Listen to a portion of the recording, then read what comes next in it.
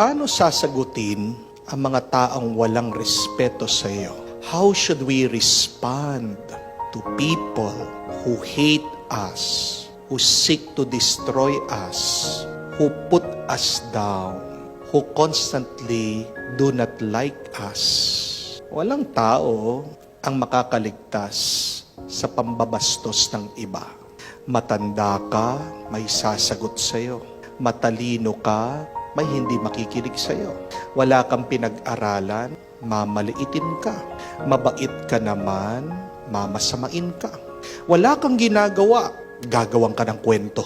So how do we respond to people who disrespect us?